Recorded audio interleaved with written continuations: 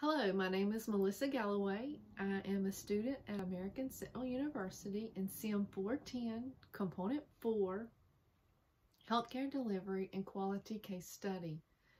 Costs associated with reasonably avoidable hospital-acquired medical errors or infections should be the responsibility of the hospital, and the insurance companies should not be responsible.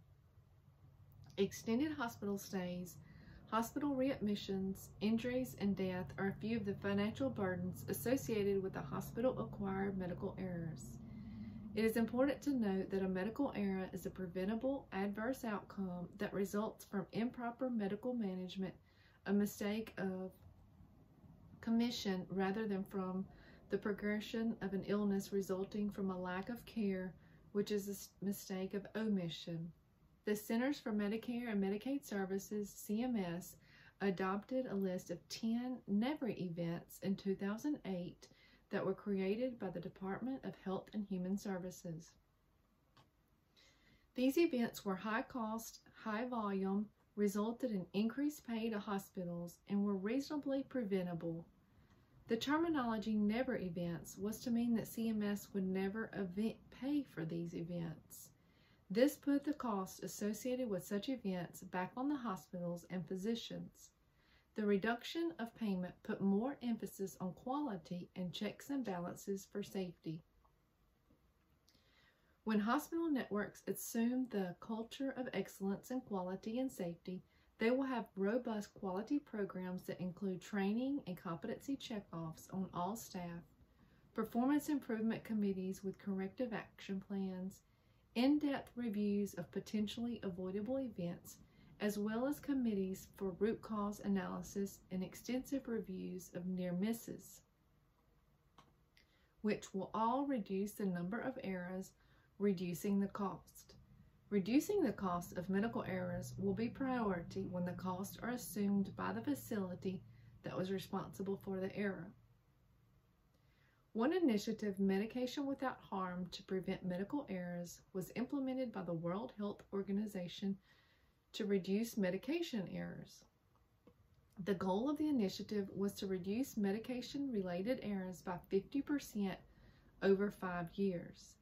In 2017, it was reported that medication errors result in 1 patient death per day and cause injury to 1.3 million people per year in the United States of America. WHO reported that globally, medication errors are a leading avoidable medical error at the rate of $42 billion annually. In this initiative, countries were asked to target high-risk circumstances, polypharmacy, and transitions of care. I personally see the effects of transitions of care on medication reconciliation when clients transfer from skilled facilities to home health. The correct medications are not always communicated to the client or the receiving facility. An additional initiative for safe medication administration is the strict adherence to the 5 rights of medication administration, which include the right patient, the right time, the right dose, the right route, and the right medication. A second initiative of healthcare quality to help reduce errors and improve safety is the prevention of hospital-associated infections by robust hand washing protocols. Compliance checks for hand washing are performed by the gold standard method of direct observation in controlled settings as well as in during client interaction.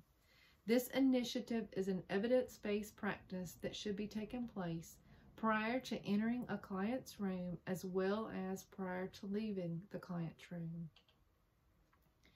Creating incentives for providers to provide quality care is something that CMS has been discussing for years prior to implementing.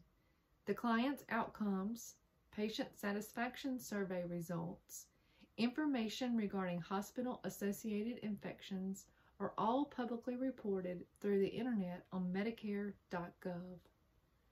This is a type of incentive for providers, as the general public now assesses reviews of almost every service prior to utilizing the service. Facilities are assigned a star rating according to their clients' outcomes, and this star rating is posted publicly by CMS. Consumers can compare one facility to another by choosing two facilities and viewing their outcomes side by side. These outcomes also affect the payment that the facility receives under the concept of value-based purchasing. CMS has often called this pay for performance, which could be also stated as payment for quality outcomes, which incentivizes providers to provide quality care.